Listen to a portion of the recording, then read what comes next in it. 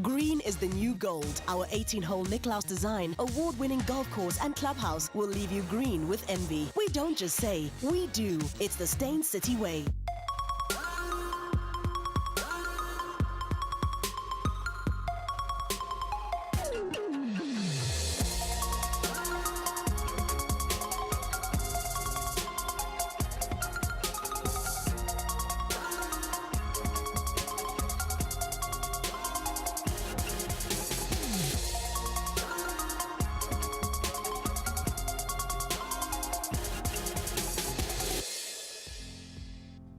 This is Real Talk with Anele coming to you live on SABC3 from Stain City. So we celebrated Freedom Day yesterday, and I trust you all had a fantastic day in celebration of the giants that came before us to bear the fruits of our freedom. Our guest today is our first repeat offender. It's her second time here. Nobody else has been on Real Talk twice, but she has, okay? She's on Trending SA on SABC3. She's also on Newsist. She's on radio, and she stars on a sitcom Soap on a Rope. She is Nina Hastie, also known as Noma Nina Kazi. She's in the building.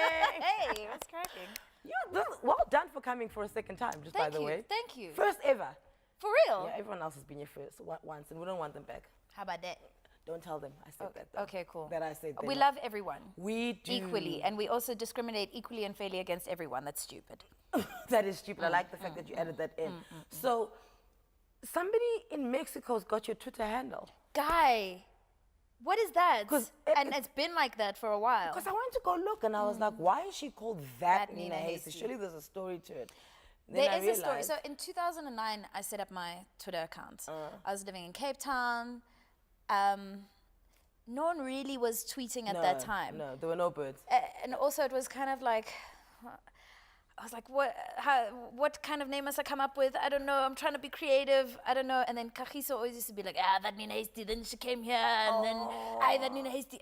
Did you hear that? What that Nina Hastie did this time? Like, I was always doing silly things, and I became that Nina Hastie. And then, I don't know. I thought it was cute.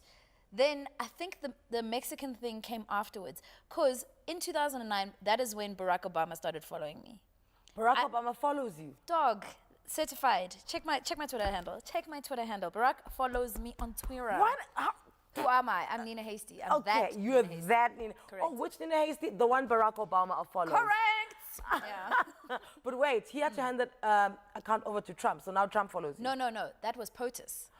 Oh, The his Barack real account. Obama official. Okay. Yeah. No, it was weird. I think low-key that the CIA was managing that at the time, because I was tweeting a lot about North Korea. I went through a stage where I was very obsessed with Korean politics. Okay, yeah, all right. I don't know. So, Nina Wiggett. Yes. You do your research. Who are you? How are you Nina Wiggett, and when does it become Nina Hastie? Wow. I'm so impressed. Thank you. My parents got divorced when I was 2. Both my parents got remarried and are still happily married, and both parents have their own families, etc. My parents gave me the option. My stepdad adopted me. Yeah. His surname was Hastie. All right. So I became Nina Hastie at age 10. I had the option to choose change my name or not. And we thought, as a family unit, if we're all going to live together and we're all going to do family things together, it would be a wiser thing to change and my it's also my just surname. easier to travel abroad. Exactly. When you're not Wiggett and everyone else is Hastie. All of those things. And but whatever. now, as a child, are you aware of the decisions that you're making, or you just like, stepdad is cool, I'll take your surname? At age 10, I was already doing like standard 7 physics. I think I could have handled those kinds of decisions. You are quite smart. Yeah, sometimes. Yeah. I don't know if my brain is like completely enormous. Some parts of it work very well. You actually Matilda. Little bit. Yeah, that's who you are. You've got like powers and stuff. Yeah, I try and move things with my mind all the time. And then people just think I'm crazy. Serbia. Were you born there? Were you born in Pretoria? I was born in Pretoria. Okay. My grandparents are my grandmother's from Belgrade. My grandfather is from Crna Gora, Montenegro, but actually grew up in Dubrovnik, which is now Croatia. It's like a whole, where you've been there. I love Croatia. I know, every time I see, I've never been. I was like, this lady went to my homeland before me. It is the best Is it the place most you'll ever beautiful go. place? And especially if you say your grandfather grew up Yeah. there and you've got ties to it. It's like a beautiful old age home. Exactly. I've still got cousins there, so I've still got family in Croatia. So you've got accommodation I've there. got accommodation. So all you need to do is pay for a flight. Guys, it's just, it was an emotional, it's an emotional thing. I was so scared that if I went, I'd never come back. You won't come back. Yeah. The food's good, everything's kind of cheap, the exactly. water's clear. The men are beautiful. The men are gentlemen.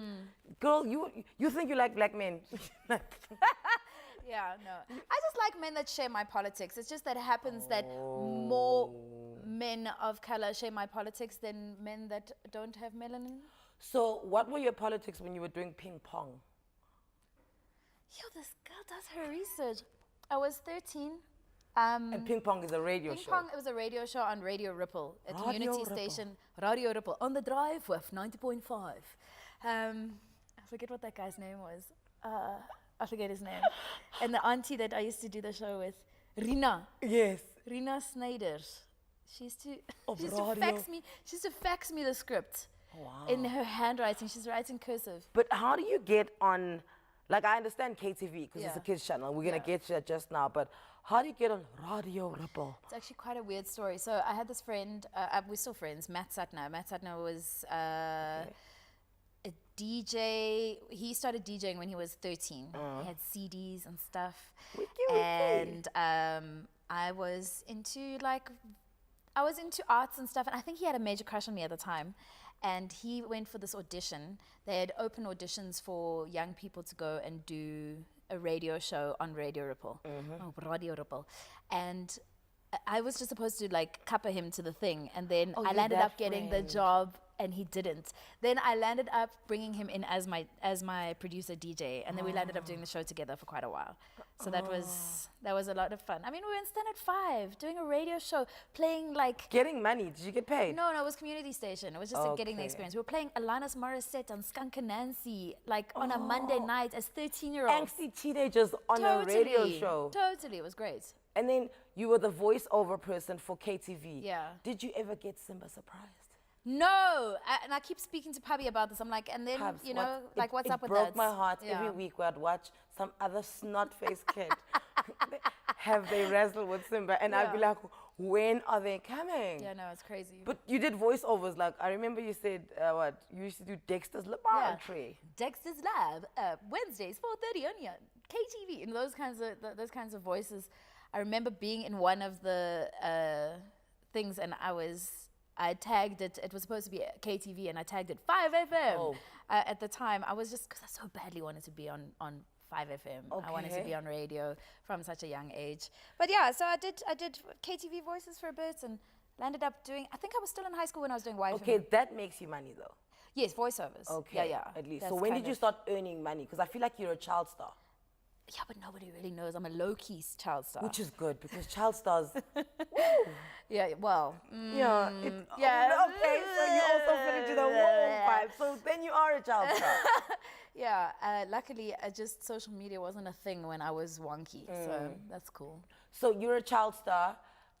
You have your black belt in karate at 13 years old. You're on radio. You're doing voiceovers on TV. You're at school. You're running for junior mayor, and you're upset that you didn't get junior mayor. I didn't get junior mayor, and I didn't get head girl. Devastation. Like, my world crumbled. I had a 5-year nervous breakdown after that. I'm telling you, like, I just couldn't cope with the fact that, because your whole life you're gearing up to this thing. You're on the SRC, the first team hockey, you're in the lead in the musical, you're doing the things, you're getting the grades. Did you get deputy head girl? I was a prefect, just Okay, a prefect. no, then your mom should have made the bacon in the morning. No, my parents should have paid for the lapa, like everyone else's parents. Like everyone else's parents were paying for the lapa and the pavilion, okay? You know what I'm saying? The pavilion! For us, it was the pavilion. It was If your also the parents pavilion. paid for the pavilion or the lights in the pavilion, you would be head girl. Listen, time for a quick ad break. When we return, Nina Hastie chats to us about life as a white female in stand-up comedy, the scene, and her journey to the top. Stay with us. I know you want to.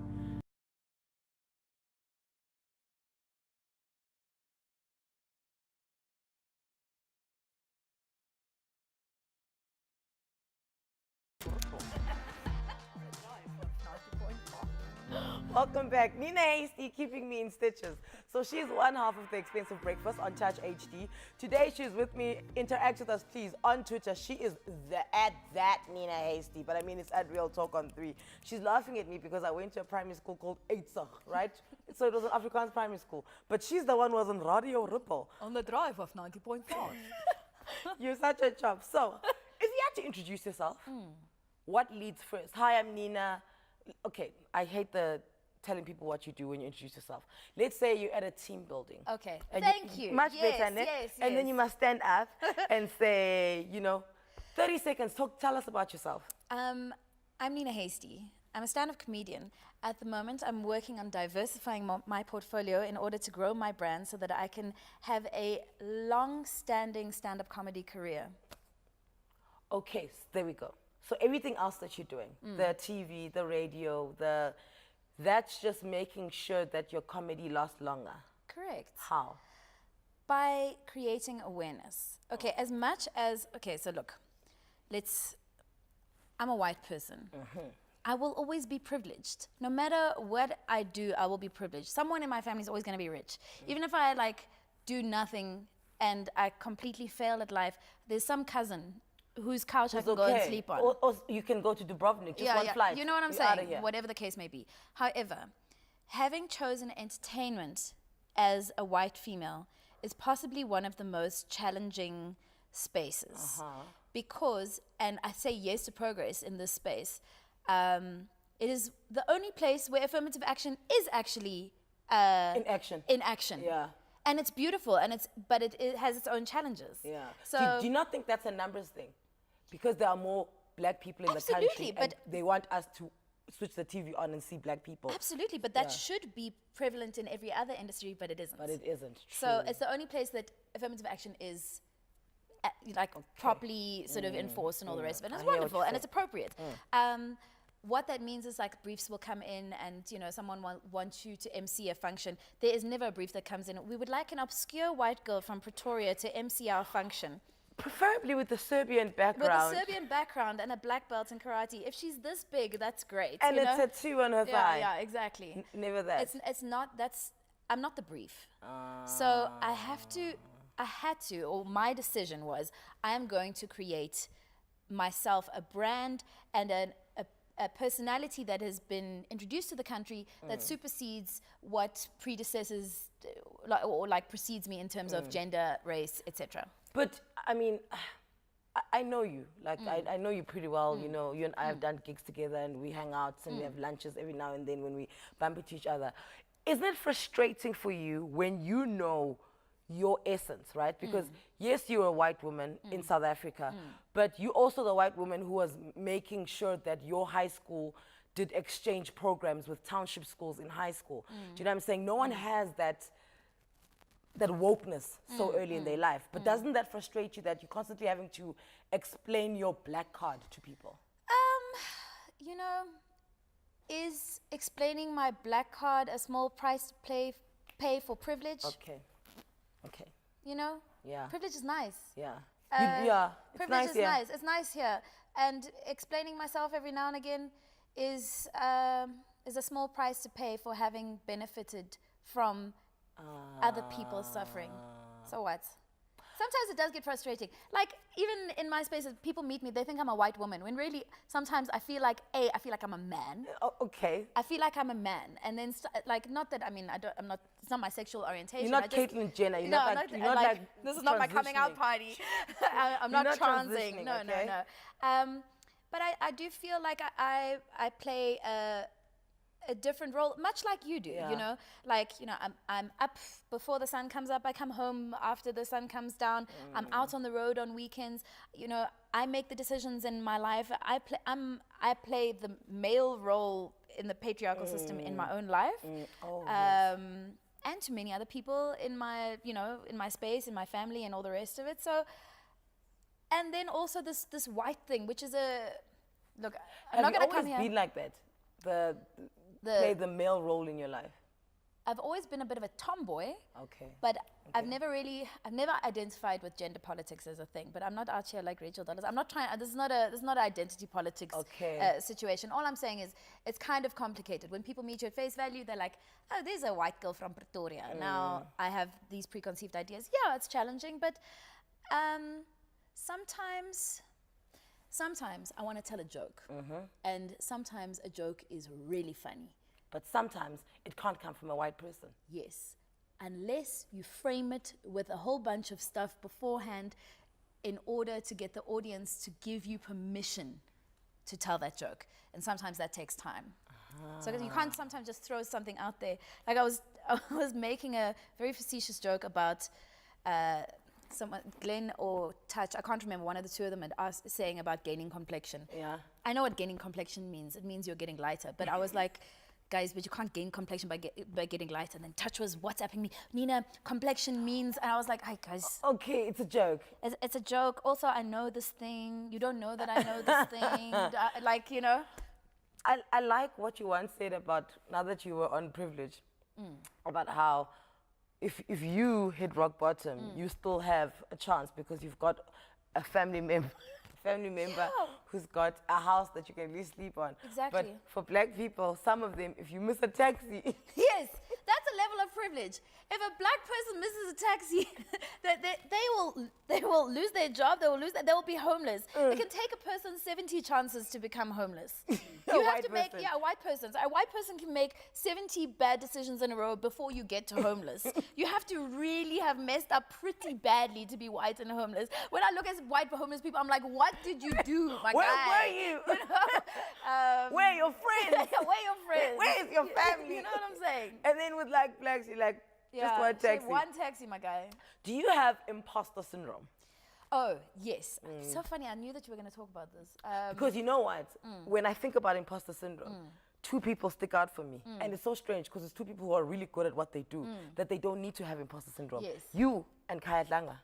That's so funny because he sometimes irks me because I see so much of myself in him. I want to punch him in the face. Really? No. And you guys are short. Yes. Maybe you guys should get married.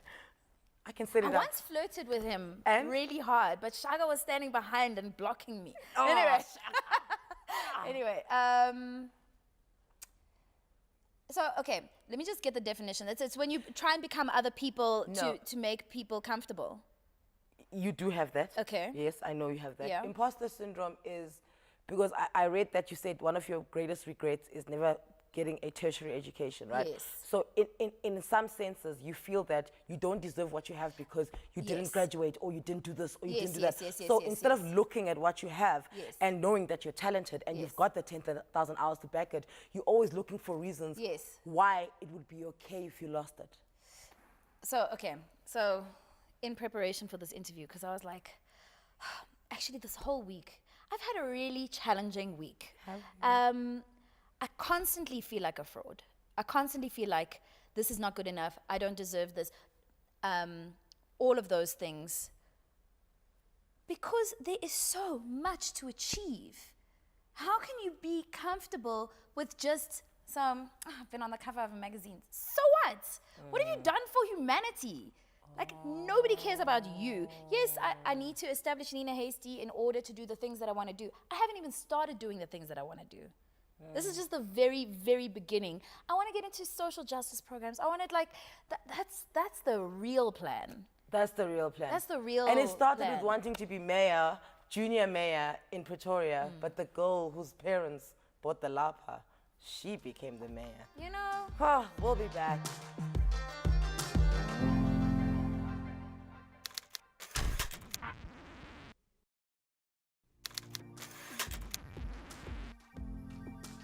And welcome back to Real Talk with Anele on SABC 3, where the stage is yours. But today, I have pretty much handed the stage over to this colorful crayon set happening here, okay? Miss Nina Hastie. So we're talking about how, you know, you've got imposter syndrome. And you're constantly questioning the things you have. But I also pick up a lot of gratitude from you. And funny enough, that's your ad on SABC 3 that's running, and you're talking about gratitude and gratitude. But doesn't gratitude stand as the polar opposite to imposter syndrome? I think I live in a lot of polar opposites in my life. Okay. I'm often in like a dichotomous situation. I think we live... What situation? Dichotomous. I don't know what it means.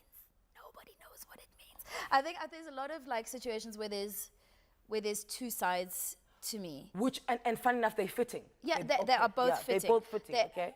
We live in a society that is quite bipolar. We live in a country that's quite bipolar. Incredibly. And we are swinging between like a this is my term, and no one wants to catch on to this term. Try it. Post-apartheid lipstick? No? No. It's not gonna catch. You're Stop trying to make fetch happen, Nina. It's not gonna. Fetch is not a thing, okay? It's not gonna happen. So, no one's re-socialized us. No one has re-socialized us and said, okay, South Africa, this is what you need to do. You guys need to say sorry. A portion of this needs to go back to here. This is how we rebuild the country. This is how we empower poor people. This is how we get sanitation sorted. This is how we educate people, da-da-da-da. We're still like, okay, we're going to stay rich out here. Yay. And we're all fine. It's just like we're all fine. We're all ostrich, fine. Head in the sand, everything's fine. But also, my family's poor, but I drive a Maserati and like this. Oh, I'm pro-black, but also I'm this and I'm this. You know, like it's... We're confused as a people, and when you feel I'm very empathetic, I'm exceptionally compassionate, and I want to feel what everyone's feeling all the time, to the point where sometimes I feel everybody so much that it actually... I was about to say, surely that can be detrimental to you when you... I mean, both sides, once again, the bipolar thing, like if you don't feel it all, it's detrimental to you. But if you feel too much, it's also detrimental to you. So what's your balance? So I've discovered this thing, guys, you know, it's very weird. My friends are like, that's the whitest thing I've ever heard you say, Nina. But I'm into like all this Eastern healing stuff, kinesiology, feng shui, like all of this kind of Eastern stuff. And there's this thing that I've known about for a long time, and I've just recently started doing. It's like Tai Chi. It's called Qigong. It's like a energy management, like it's a martial arts as well. Okay. Because I've always been into martial arts. Yeah. So it's a martial art that uses like Qi to center. It's like Qi means energy. So it's like you are centering your universal life force. It's like meditation. It's like a meditation, but you're using like movements and stuff to do that at the same time, and you connecting your meridians and you're letting the energy flow through you. Anyway, basically I started doing this thing. It helps ground me, and it's helping me feel less of these two things and less dependent on the energies around me and more dependent on my own energy and exuding that as opposed to being affected by other people. And it's great. Okay.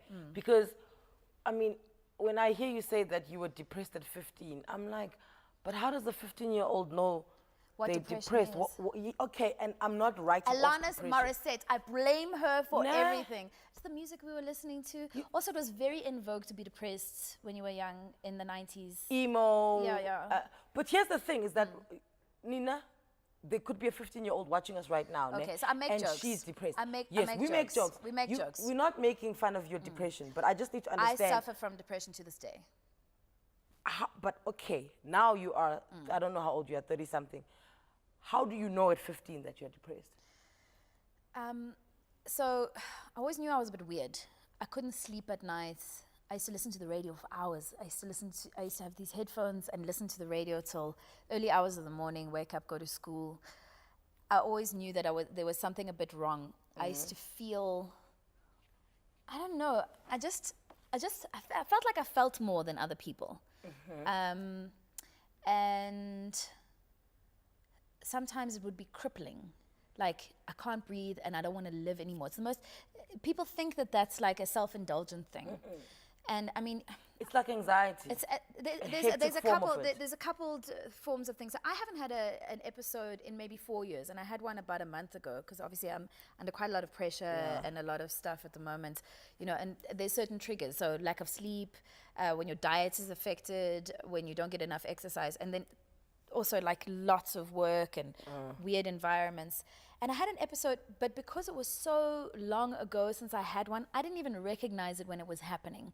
And that is what is the most dangerous thing for young people. If there is a 15-year-old girl that's going through this and you don't know what's happening, you're short of breath, literally voices sound louder in your head. Nothing feels good. You can't breathe. You can't feel a reason for living. So this imposter syndrome, it might also just be a leg of a depression more than anything else. Yeah. But you've got to find ways, psychiatry, find a holistic approach to try and recognize when your system isn't right. Your baseline, David Kibuka speaks about this a lot. He's given me a couple of books to read, Jason Goliath. Your happiness standard, your standard should be happy. Your standard... So things must happen that can either make you sad or can make you really happy. Yeah, but your standard should be happy. Yeah. It shouldn't be sad. If your baseline is sad and that's your standard, there's something wrong. So something needs to be checked, because as human beings, we're supposed to be joyful. Who checks it when you're 15? Who do you go to and say, I think I'm depressed? Who did you go to? I think I went to the school psychiatrist or school psychologist at the time. I don't even remember. I think I went to the school psychologist. There was a lot of schools do have that. I went to my mom eventually. It's embarrassing, especially when you're an overachiever. Is that not why you're depressed though? Dude, I was good at everything. It was hard to... I think my marks started dropping in about standard 8 or 9. Because? I think I was too involved in other things and trying to run the school. But yeah, I think we live in a society where we're really hard on our kids, man. Like, we're hard on... What accent was that? Anyway, we're hard on our kids, man. We're hard on our kids. That's your other voice came through to check your other voice. I like that. You got like quality control, right? Totally, Yeah, it's all like the time. we never have to worry about it. So Twitter, stand down. Twitter, stand down. She's got it. She's got it. I love that. So through your 20s then, and I know you said you lived a rough, wild time, right? So I know your eyes... I can't wait for your book. Dude, it's going to be such... A friend of mine said, you know, one of two things are going to happen when you write your book. One, it's going to be a bestseller, and two, you're going to cripple the entertainment industry. Yes. I have stories. Yeah. I have stories. Do you, when you are in it, and it's wild, and it's you know, you say it yourself, sex, drugs, and rock and roll, baby. Do you know when you're in it that I'm actually in the eye of the tornado right now, and I'm having fun? I remember one night I was in a circus. I was waitressing with all these people. We all wore these funny little outfits every night. So I think I had a red wig on, a little corset, a gown for some reason. I don't know why I was wearing a gown, but we'd gone to this certain nightclub in Midrand that never closes. And we'd had a cocktail of life-enhancing narcotics. And I remember someone found me on a roof. Like... A roof of what? Like there was a wall in between the dance floors, and I had climbed onto the wall, and I was like conducting all the dancers. And I was screaming, I want more of everything, lots forever, wow! I was having this like moments. I just wanted to experience all the things. I wanted the fear, I wanted the pain, I wanted the joy, I wanted the music, I wanted the love, I wanted to experience everything. And to a certain extent I did. But there's I don't know who told me this or where this comes from. I think it's that famous author Anon. Okay. Amazing person. Yeah, I love that guy. That guy. And there's a thing about spirituality, and if you use drug, sex, alcohol to try and get in touch with your spirituality, it's like going through the window to get into a house. Yeah. You generally scratch yourself on the way. It's not a whole experience. You don't really... And when you're in the house, you're unwelcome. Yeah, because exactly. You use the window. Exactly. Yeah. So I went to some Ayurvedic doctor. Anyway, long story short, when you really enter that house, that spiritual house, through the door, there is no supplement. There's nothing that can make you feel like content. There's nothing that can make you feel like content and belonging and purposeful and like that you're vibrating as part of the energy of life. A one-word answer, I must go to an ad break. Are you in the house now? I'm in the house. She's in the house, y'all. Time for another quick ad break. After the break, we chat about Nina. We'll talk about her battle with booze, the healing, her being in the house, and staying in the house. Come back to us.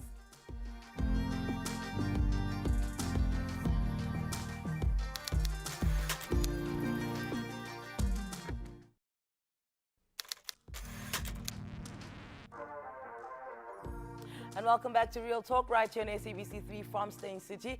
If you've just tuned in, my guest today is Nina Hastie, who has been sharing her life story with us about when things got real, like really, really real. So, you said that when it came to your sexual assaults, right? All you wanted was for somebody to say to you, Nina, it is not your fault. Who finally said that? Sure, that's such an emotional trigger, hey? You know, nobody said it. Or maybe, I don't know who said it. I think I had to tell myself. Maybe that's the point. It took me 10 years to open up about that to my mom or to my family, to anyone, actually. I think I was, unless, you know those drunk girls in bars who's like, I was raped. Like, I'm sure I was that, but I blacked out, so I don't really remember. I'm sure I was that. The girls that take their problems It's to like bars. there's absolutely nothing funny with what you're saying. It's so funny. No, it's bizarre. You know what? People laugh to reassure themselves that life is okay. There's many reasons why people laugh, and sometimes it's just to reassure ourselves that we're okay and that we're alive. Okay. It's okay, we're alive, we made it through. It's because it was more than one assault. I know. Yeah, but there you was were more raped than one 3 assault. times. But what happens is, the first time that it happens, your brain goes into that mode of, this is what I deserve. It doesn't just affect your relationships with loving partners, it affects the way you negotiate your job, the way you handle friendships, the way you negotiate the interest rate on your car. It's all about value. And that's what I'm busy discovering, and that's what I'm trying to write about. I'm trying to write a talk about re-evaluating yourself in a post-sexual violence situation, because that's exactly what happens. Your value system becomes warped. You feel like you constantly deserve to be treated in this way. Okay. You need to be robbed of your experience. Somebody needs to interfere in your life. I mean, I still struggle with that in loving relationships to this day. I mean, I'm for the first time in years single, like not kind of sort of seeing someone, or there's something on the side, Yeah, or not there's a giving little, someone there's a little like, situationship. Like, and funny enough, I was about to go into this because you wrote a poem called Validate when you were younger. And so not giving someone validation when they haven't earned it. Yes. So earning comes back to value. Yeah. So earning and value, this whole concept of what earning and what value is, I'm only figuring out now that I'm in the house. And part of my recovery, it was 3 years and 6 months last week of my recovery. It's a big milestone, and it's like, I've only been adulting and taking responsibility for life for 3.5 years. Wow. That's not a long time if you think about it. I mean, that's not even a whole degree. That's like, it's a short time to be paying your bills, pitching up on time, having integrity, you know, because these not having to wake up and make apology phone calls. Exactly. You know, there's just, so I'm big on integrity. It's a big thing for me. And I've got lost. Where was the question? No, value and earning. Because I want to say to you, so you wrote a poem when you were younger, and the poem was called Validate. Validate. Something, choice of mates. What is it? I can't remember. Parking tickets and choice of mate. Yeah, I've always been obsessed with validation. And that was even before like social media was a thing. Yes. How did you find that poem? Who are you? This chick. I just found it. But because for me, it's like you write things on validation, and I can see it now that this is the first time, and you write, it's been Yeah. 3 years and 6 Yes. months, that you are validating yourself. Yes, I'm validating myself. And you are making people earn their space to be around you, because you say it yourself that, you know, you had an issue when people didn't like you, and all you want to do is like understand why they don't like you, and Yeah. then you're going to make them like you, and Exactly. then your entire night is based on this one person who doesn't like you. Have you noticed how my Twitter feed has changed recently? I No. don't know. Okay, so I was like, I'm so scared that I'm going to say something wrong. What if I upset everybody? What if this goes wrong? What if then now I'm just like, I clap back, and but only when it's funny. Yeah. Like not Yeah. out of I clap back because I have to validate whatever. I clap back because I don't feel the need to hold back in case I upset someone, somebody. or someone stops liking yeah, you. or someone stops liking Yeah. me. It's not about that anymore. Yeah. I like who I am. When I breathe and I'm connected, I am who I am, and I'm okay with it. I've done dumb stuff. Everyone's done dumb stuff. Like I've made very poor relationship decisions until even recently. But you know what? So does everyone else. You know what the great position that I'm in? I take responsibility and I go, wow, that was some dumb-ish, you know? Yeah. Like, yeah, I don't want that anymore. Let's change the game. Okay, cool. Let me do this. How am I going to change that? Let me change my tack. Let me get a different result. But it's for me now. Because I'm wondering how, you are on a show that is a panel. I mean, it's you, it's Pabi, it's Shaka, it's Kuli, and you're scared of your opinions when that show only requires your opinion. Do you know what I'm saying? Like, how do you, is that why you felt you had to make this journey of not needing all that validation from other people and knowing that it should really come from yourself? So much, life is beautiful. You are thrown into places where you learn the lessons that you need to learn. And you are sent the people who will help you learn that lesson, no matter what the situation is. Wow. And I'm learning lessons that I didn't expect from people that I didn't expect. And even in the situation where, like, why is this person trying to hurt me? Actually, they're not trying to hurt me. They're trying to defend themselves. Oh, that's what's going on. Whatever. Oh, wow. Yeah. That's actually quite powerful to be able to pick that up. Because when you see things coming, because they're coming, you think they're coming to you, right? Yes, it's got And nothing meanwhile, to do with you. imagine you're walking on a pavement, right? Yeah. And there's a person jogging towards you. Exactly. And you're just like, why is this person jogging to me? No, this is 2.5 kilometers for them. They're passing. Absolutely. And now for you to internalize the fact that somebody's charging at you. Your hair is going to fall out. And your hair fell out, girl. Honey. How much was left? There was one line here. I had to shave. There was like 1 or 2 patches. There was one weird line. It looked like a vein. I had to shave it every morning. Yeah, there was that nothing. from drugs? Was that from stress? What was that from? Alopecia is a stress-induced autoimmune disease. Whether the drugs and the lack of sleep and the unattended nervous breakdown and the lack of self-love and et cetera, and running away from problems, plus my dad getting sick, a whole bunch of factors added to stress that was on my body, absolutely. And I don't know, like I've never been a drug user. So I'm asking you. I was never really a drug user. Oh, you just did drugs? My mom was concerned about this. She's like, Lovey, please, can you stop talking about this drug thing? I'm like, Mommy, I wasn't ever like a wake up and I'm going to go and sell this bowl for some drugs. But this is what I was going to ask. Does the stress not come from not knowing where your next fix is going to come from? No. I wasn't. So you weren't there? No. I was like a recreational. If it's going around, I'll get involved with that. My issue was more with alcohol, and even within that space, it wasn't every day. It was when I drank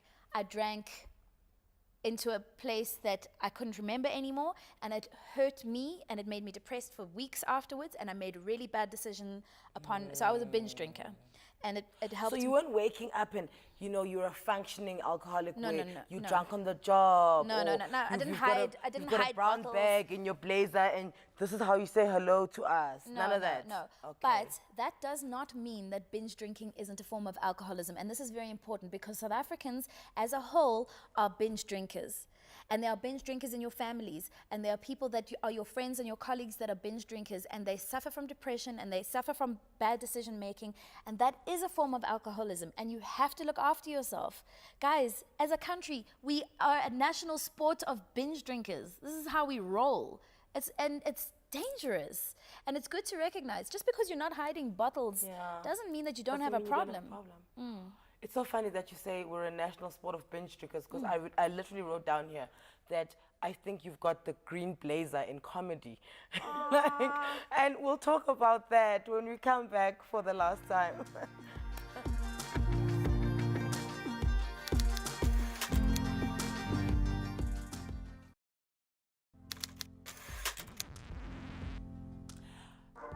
And welcome back. We're still with Nina Hastie right here on SABC3, where the stage is yours. It's Real Talk with Anele.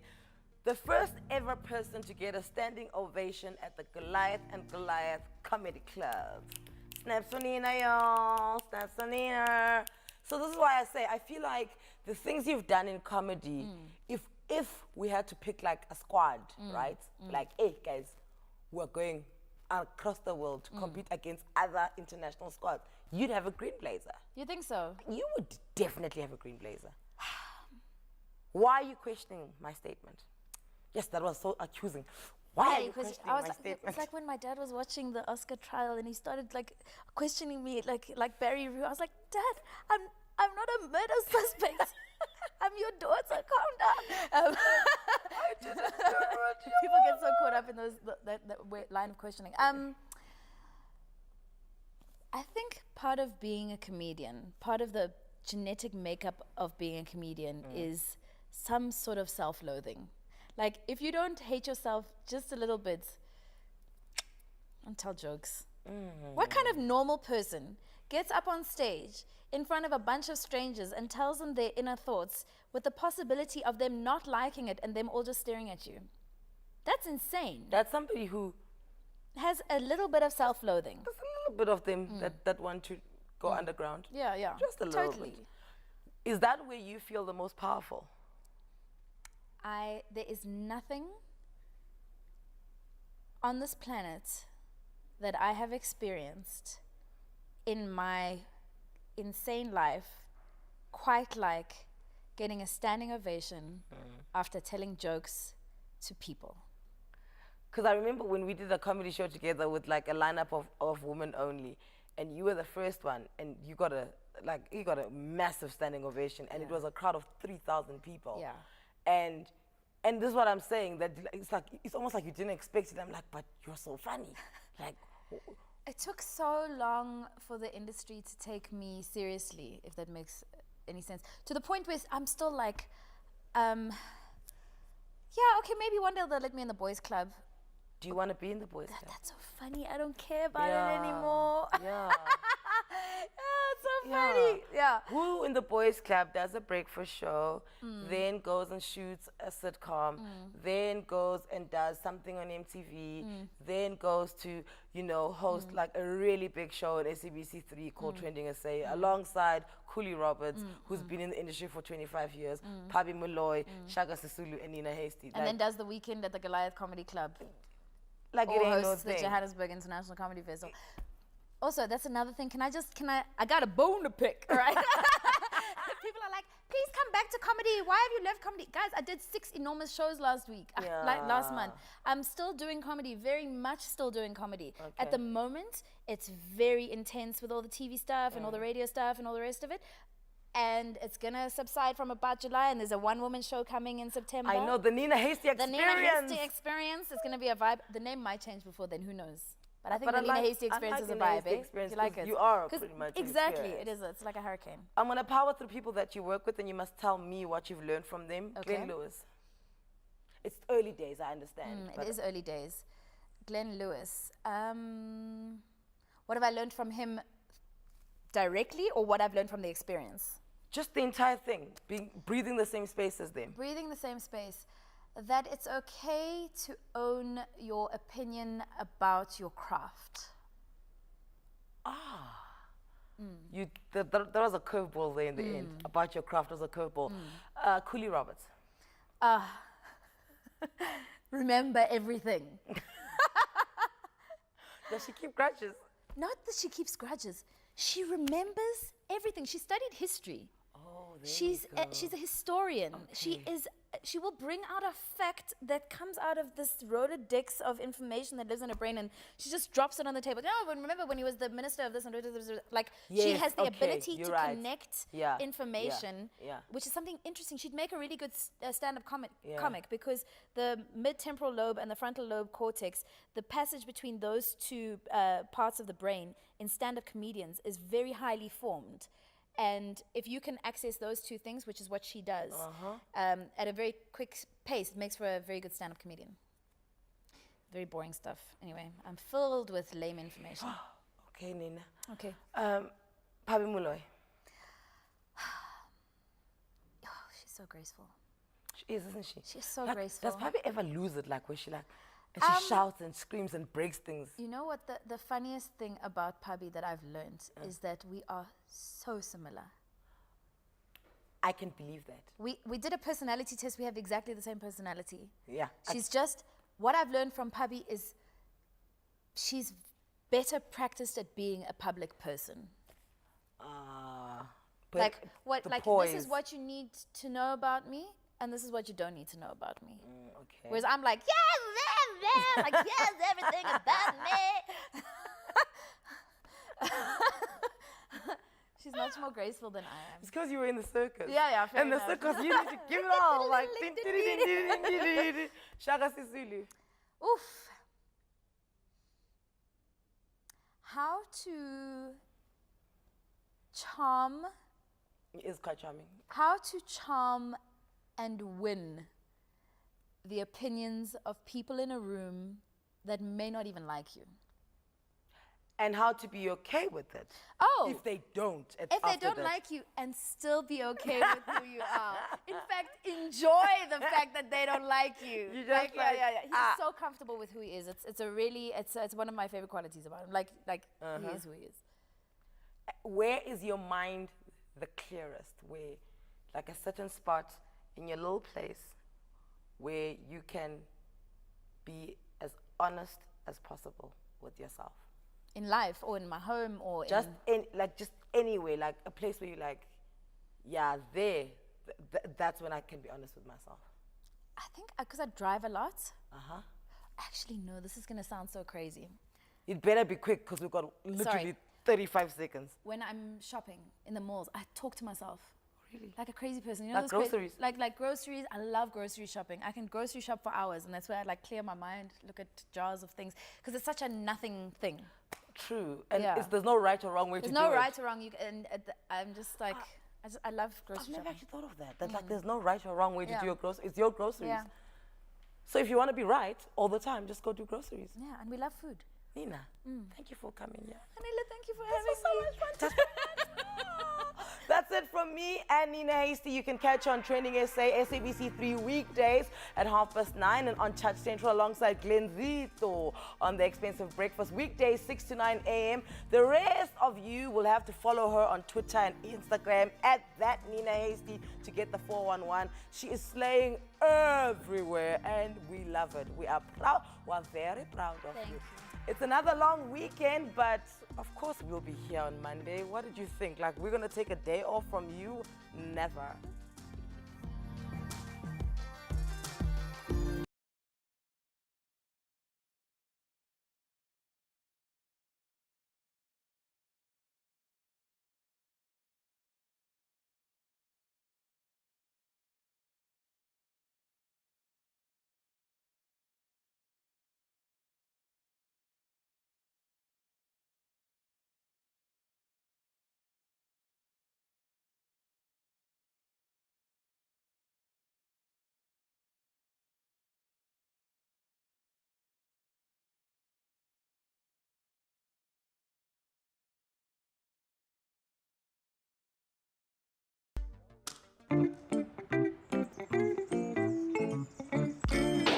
That's cheeky.